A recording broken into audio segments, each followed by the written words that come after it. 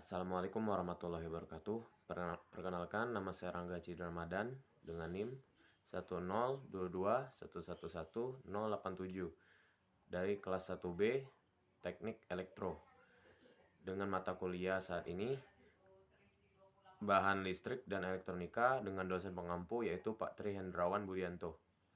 Pada kesempatan kali ini saya akan membuat video yang dimana video tersebut akan menjelaskan tentang salah satu alat elektronik yang ada di rumah saya. Oke, pertama kita masuk ke pengertian blender tersendiri. Nah, blender tersendiri adalah alat elektronik berupa sebuah wadah dilengkapi pisau berputar yang digunakan untuk mengaduk, mencampur, menggiling, atau melunakkan bahan makanan. Pisau tersebut terbentuk seperti sebuah baling-baling pendek yang dipasang pada bagian bawah wadah.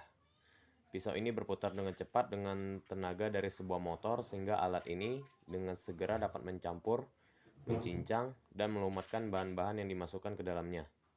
Blender juga pada umumnya dilengkapi pengatur kecepatan berputar pisau di dalam wadah. Blender biasanya dipakai di dapur atau di bar. Masuk ke fungsi blender. Nah, fungsi blender jika pada zaman dulu untuk menghaluskan bahan makanan orang, harus menguleknya terlebih dahulu. Namun dengan hadirnya blender, Anda tidak perlu repot lagi untuk mengulek bahan dapur. Fungsi blender untuk menghancurkan atau menghaluskan bahan makanan, membuat pekerjaan dapur terasa lebih mudah. Selain itu, untuk menghaluskan bahan makanan, blender juga sering digunakan untuk membuat jus buah.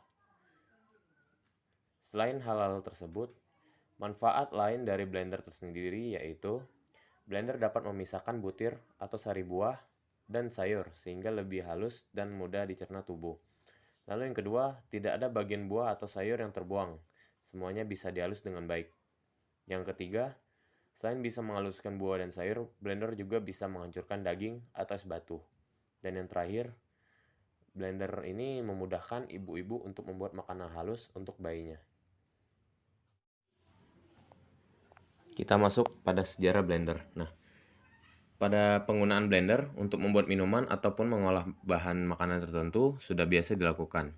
Salah satu alat yang cukup dapat membantu mempermudahkan pekerjaan manusia saat ini ternyata memiliki sejarah awal penemuannya. Nah, pertama itu seorang Stephen Popławski merupakan orang yang menemukan blender pertama kali pada tahun 1922. Ia merupakan pemilik Stephen Electric Company di Racine, Wisconsin. Ide awal inovasi yang ia temukan adalah ketika ia ingin mencampurkan minuman yang telah populer di restoran soda fountain, seperti malt dan juga milkshake. Ide tersebut ia realisasikan dengan meletakkan pisau berputar pada bagian bawah wadah yang telah dihubungkan dengan motor. Berkat mesin yang mengurai buah dan sayur menjadi cairan, Popławski menerima paten pada tahun 1932. Biasanya, blender memiliki wadah dengan bahan yang terbuat dari kaca plastik atau baja yang dilengkapi dengan pisau di bagian bawahnya. Wadah tersebut biasanya dapat menampung 4-18 cairan. Blender memiliki banyak versi serta merek selama bertahun-tahun. Waring blender merupakan salah satu versi awal yang paling populer. Kemitraan antara penemuan Fred Osius dengan investor Fred Waring yang terjalin menjadikan pengembangan blender versi mereka. Pada tahun 1933, Osius menerima paten dalam menciptakan versi blender tersebut. Akan tetapi, jalinan kemitraan tersebut menemui kendala sebab masalah teknis dengan desain Osius. Hingga akhirnya, Waring meninggalkan Osius dengan mendesain ulang blendernya. Selanjutnya, ia memperkenalkan Waring Blender pada tahun 1937 ke publik. Pada tahun 1950-an, keberadaan blender menjadi suatu alat yang dimanfaatkan secara luas. Tidak hanya pada makanan atau minuman, blender menjadi banyak digunakan di rumah sakit dan laboratorium. Bagi Dr. Jonas Salk, blender menjadi salah satu alat penelitian ilmiah yang cukup penting. Salk menggunakan blender dengan berbagai cara tertentu selama pengembangan vaksin untuk polio yang dapat menyelamatkan nyawa umat manusia. Kita masuk ke komponen penyusun dari blender. Nah, Sebelumnya blender tersebut memiliki beberapa tipe atau varian dalam jenis-jenis blendernya. Pertama yaitu blender Philips model Type HR 2810 per A. Nah, blender Philips terdiri dari 4 varian kecepatan menurut posisi saklar pilihannya, yaitu 1. Posisi manual, 2. Posisi netral, 3. Posisi 1, dan 4. Posisi 2. Nah, keempat posisi saklar tersebut terdapat perbedaan dan persamaan fungsi, yaitu pada posisi manual sama dengan posisi 2, yang merupakan posisi di mana kecepatannya sama, yaitu kecepatan penuh. Sedangkan pada posisi 1, kecepatan dari blender tersebut menjadi lambat. Posisi netral merupakan posisi di mana motor dari blender tidak berjalan. Dengan kata lain, tidak ada arus yang mengalir ke dalam kumparan, stator, atau rotor motor. Komponen blender merek Philips Type HR 2810 atau HL terdiri dari bak penampung, adonan, atau bahan yang akan di blender, rumah motor atau bodi, roda gigi perantara, motor penggerak, saklar, pelat alas, dan kaki penumpang. Pada motor blender terdapat beberapa komponen elektronik seperti kapasitor, resistor, dan dioda. Keempat komponen elektronik tersebut mempunyai fungsi sebagai berikut. Yang pertama, kapasitor. Kapasitor berfungsi untuk membangkitkan beda fasa, flux magnet yang berselisih fase dengan flux magnet yang dibangkitkan oleh kumparan utama. Dengan terbangkitnya flux magnet yang berbeda fase tersebut, maka motor akan berputar. Lalu yang kedua, resistor. Resistor berfungsi untuk mengurangi arus start pada motor untuk mencegah terjadinya arus lebih pada kumparan motor. Lalu yang ketiga, dioda. Dioda berfungsi untuk mengarahkan tegangan yang masuk ke dalam kumparan. Lalu yang keempat, induktor dan kapasitor berfungsi untuk mengantisipasi atau menggroundkan frekuensi tinggi yang terjangkit akibat putaran tinggi motor. Lalu kita masuk ke type yang kedua, yaitu type MX-T1GN. Nah, dalam type ini terdapat uraian seperti berikut untuk spesifikasi model type blender. Yang pertama, terdapat pisau penghancur. Lalu yang kedua, pengaduk adonan. Yang ketiga, dudukan mangkok. Yang keempat, tutup mangkok besar. Yang kelima, wadah adonan. Yang keenam, bodi dan stand duduk mangkok adonan. Yang ketujuh, gigi kopel VPC tahan panas. Yang kedelapan, saklar on dan off. Yang kesembilan, tusuk kontak. Yang kesepuluh, gigi kopel penghubung antara pisau dan gigi kopel rotor. Blender nasional atau type MX-T1GN ini menggunakan motor universal dengan kebutuhan suplai tegangan 220 volt AC pada frekuensi kerja 50 sampai 60 Hz. Disipasi dayanya 190 watt. Saklar yang digunakan tidak memiliki koneksi variasi kecepatan atau hanya kecepatan tunggal.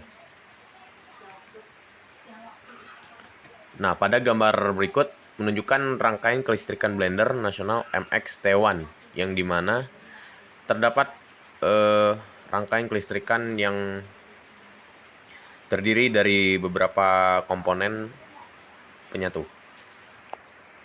Oke, kita masuk ke alat elektronika yang kedua, yaitu kipas angin. Nah, kegunaan kipas angin sudah kita ketahui bahwasannya kipas angin biasanya dipergunakan untuk menghasilkan angin. Dan fungsi pada umumnya adalah sebagai pendingin udara, penyegar udara, ventilasi atau exhaust fan, dan pengering.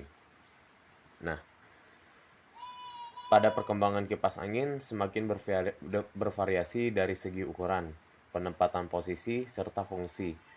Ukuran kipas angin mulai kipas angin mini yang dipegang di tangan, kipas angin yang digunakan dalam unit CPU, komputer seperti kipas angin untuk mendinginkan prosesor, kartu grafis, power supply, dan lain sebagainya. Oke, kita masuk ke sejarah dari kipas angin. Nah, kipas angin telah ditemukan beribu tahun silam dan telah digunakan oleh beberapa negara di dunia, seperti bangsa Mesir, Yunani, Roma, dan Cina. Pada masa itu, kipas angin memiliki berbagai macam bentuk dan fungsi.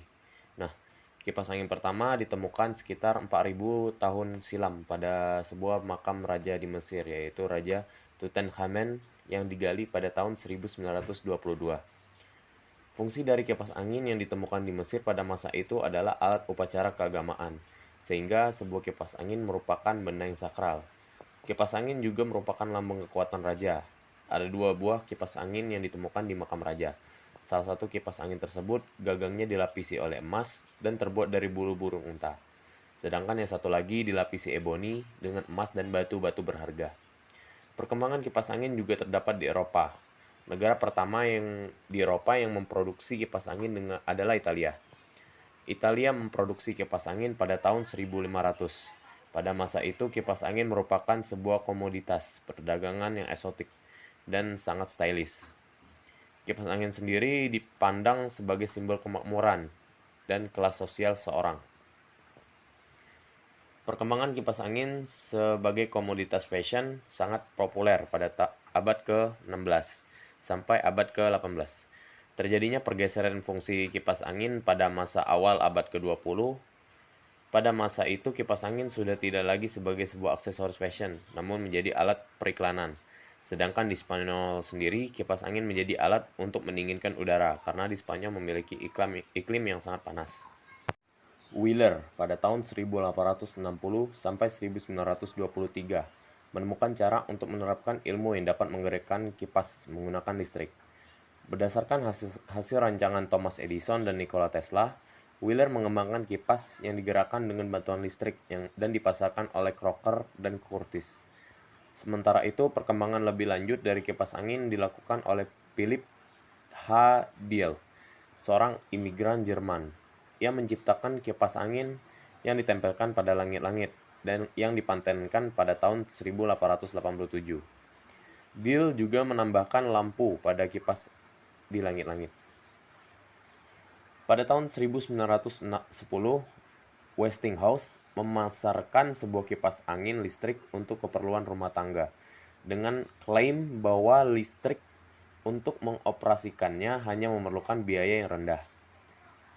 Kipas angin kemudian menjadi sebuah alat elektronik yang populer pada setiap rumah tangga untuk menghilangkan udara panas di dalam rumah. Kini dengan kemajuan zaman, kipas angin dapat diproduksi dengan teknologi yang semakin baik, serta semakin terjangkau karena bahan baku yang diproduksi massal dalam industri. Kehidupan semakin nyaman berkat adanya kipas angin. Udara panas di siang atau malam hari bisa teratasi dengan adanya kipas angin listrik tanpa harus mengeluarkan tenaga untuk mengipas pakai tangan. Oke, kita masuk ke bagian-bagian kipas angin dan fungsinya. Pada dasarnya, sebuah kipas angin terdiri dari sebuah dinamo penggerak dan baling-baling yang dipasang pada as rotor dinamo, sehingga baling-baling tersebut akan berputar mengikuti putaran dinamo yang diatur oleh saklar pengubah kecepatan. Dan berikut merupakan nama komponen yang umum ditemukan pada kipas angin beserta fungsinya masing-masing. Yang pertama, dinamo penggerak. Dinamo penggerak merupakan komponen utama pada mesin kipas angin. Dinamo inilah yang bertugas memutar baling-baling kipas, dan untuk menggerakkan dinamo tersebut dibutuhkan energi listrik yang cukup dengan dibantu oleh kapasitor. Lalu yang kedua, kapasitor kipas angin. Fungsi kapasitor pada kipas angin adalah sebagai penyimpan daya listrik yang digunakan ketika melakukan putaran awal dinamo mesin penggerak. Dan setelah mesin kipas angin berputar, maka kapasitor akan secara otomatis terputus dari aliran listrik. Kapasitor pada kipas angin memiliki ukuran di antara 1,5 mikrofarad sampai 3 mikrofarad. Lalu yang ketiga ada baling-baling. Baling-baling atau daun kipas merupakan bagian yang berfungsi untuk menghirup atau menghisap udara dari luar yang kemudian dihembuskan kembali ke arah yang berlawanan. Baling-baling pada kipas angin pada umumnya terbuat dari bahan plastik yang ringan agar dapat berputar dengan mudah. Lalu yang keempat ada pelindung atau tralis. Setiap kipas angin memiliki pelindung berupa kisi-kisi atau tralis yang terbuat dari kawat yang telah disusun sesuai modelnya. Fungsi dari tralis tersebut yaitu untuk melindungi baling-baling agar tidak tersentuh oleh tangan ketika berputar. Lalu yang kelima ada cover mesin. Cover mesin berfungsi sebagai pelindung dan tempat duduk dinamo penggerak, serta sebagai penutup bagian-bagian yang berada di dalamnya. Cover ini biasanya terbuat dari bahan isolator yang tahan terhadap suhu panas. Lalu yang keenam ada gearbox. Gearbox merupakan sepasang ronda gigi yang dapat diatur menggunakan tuas panel. Fungsi gearbox ini adalah untuk menggerakkan arah kipas ke kiri ataupun ke kanan. Yang ketujuh, batang penyangga. Batang penyangga merupakan bagian kipas angin yang bertugas sebagai tiang kipas angin. Penyangga ini ada yang pendek dan ada yang panjang. Lalu yang kedelapan, panel control. Panel control pada kipas angin berupa tombol-tombol pengatur mengoperasikan mesin, seperti saklar power, tombol pengatur kecepatan putaran baling-baling, dan juga tombol indikator atau lampu indikator kipas angin. Yang kesembilan, colokan dan kabel. Nah, yang terakhir ini colokan dan kabel adalah komponen sebuah kipas angin yang berfungsi untuk menghubungkan ke sumber listrik. Colokan tersebut berupa steker yang masih memiliki dua batang terminal yang ditancapkan ke stop kontak. Sekian pembawaan video dari saya. Maaf jika ada kekurangan atau salah kata dalam pembawaan atau pembuatan videonya. Sekian dari saya. Wassalamualaikum warahmatullahi wabarakatuh.